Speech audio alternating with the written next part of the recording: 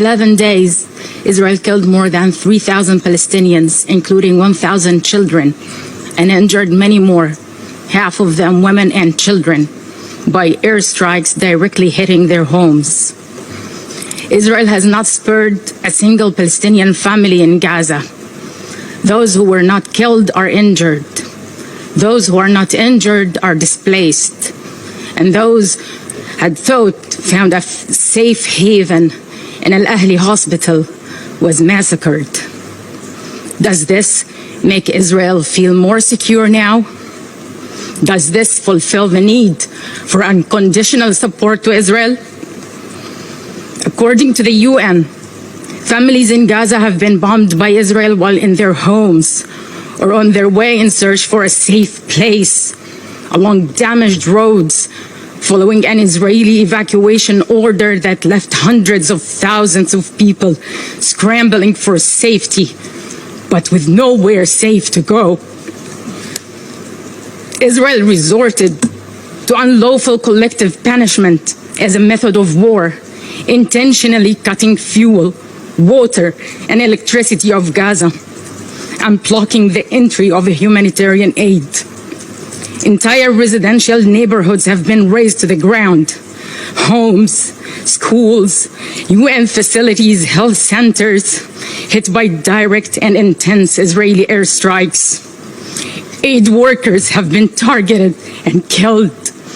Rescue teams are struggling to carry out their missions amid continuous airstrikes. Severe shortage of equipment and limited or with no connection to mobile networks. There's no power, no water, no fuel. Food supplies are running dangerously low. Hospitals, overwhelmed with patients and injured, are running out of medicine.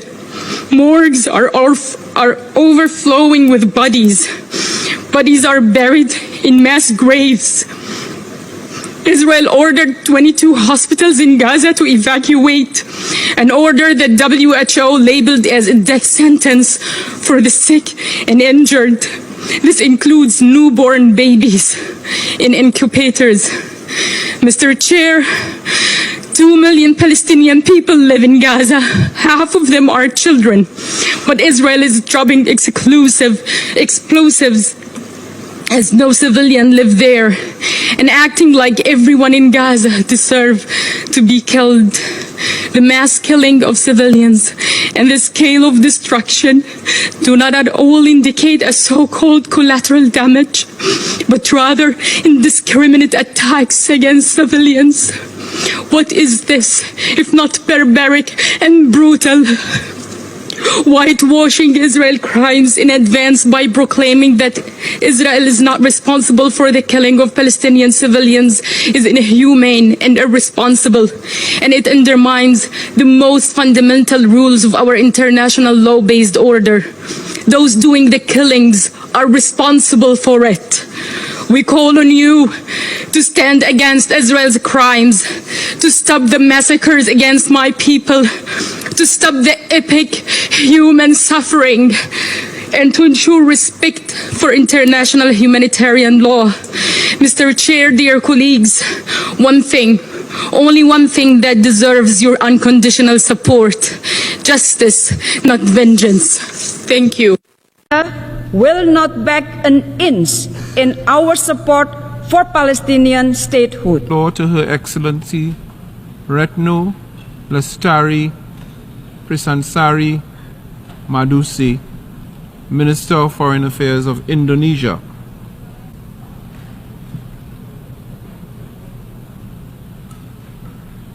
You'll have amended the text.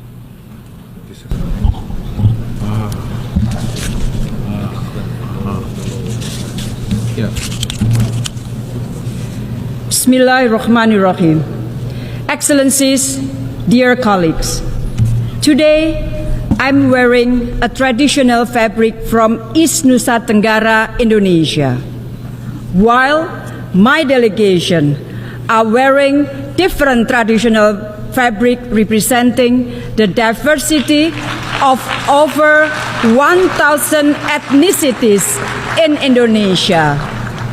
We are diverse, but we are one.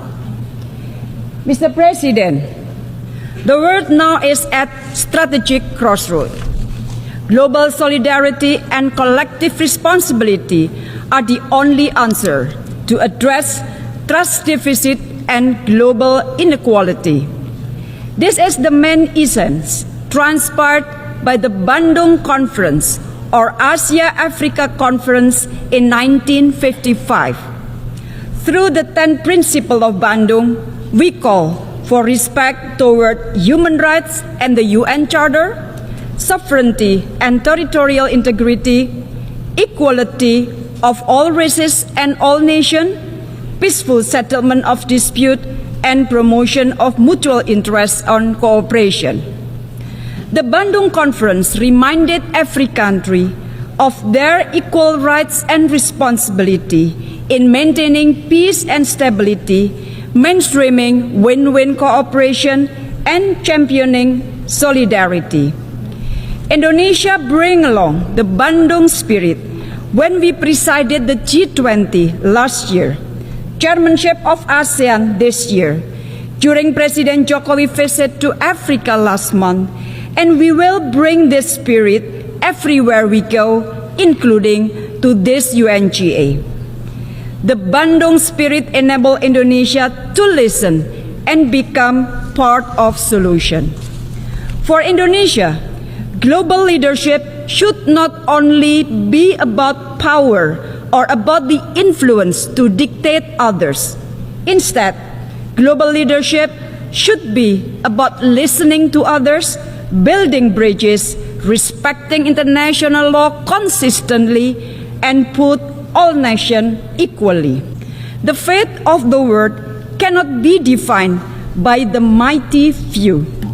A peaceful, stable, and prosperous world is a collective right and responsibility of all countries, big and small, north and south, developed and developing.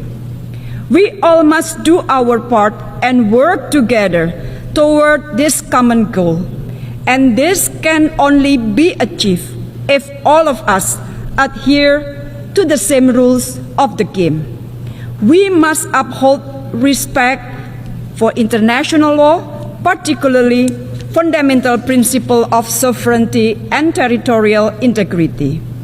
This will ensure that disputes will be settled on the negotiating table rather than at the battlefield.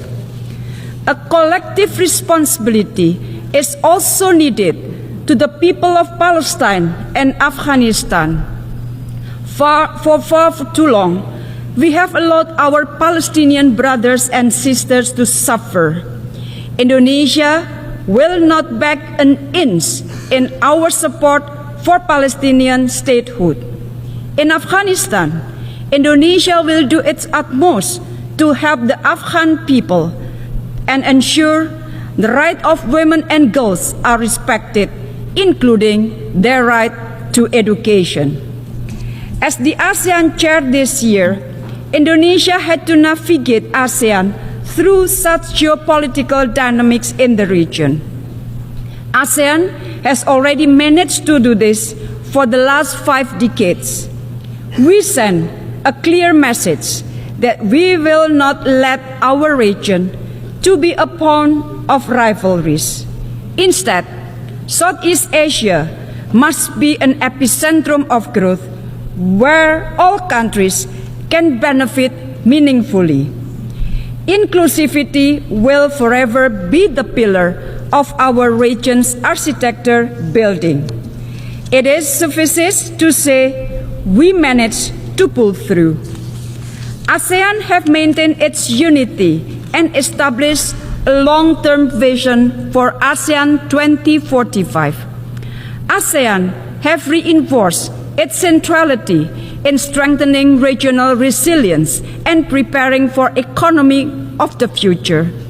ASEAN have initiated closer partnership with the Pacific Island Forum and the Indian Ocean Rim Association for a stable and peaceful Indo-Pacific.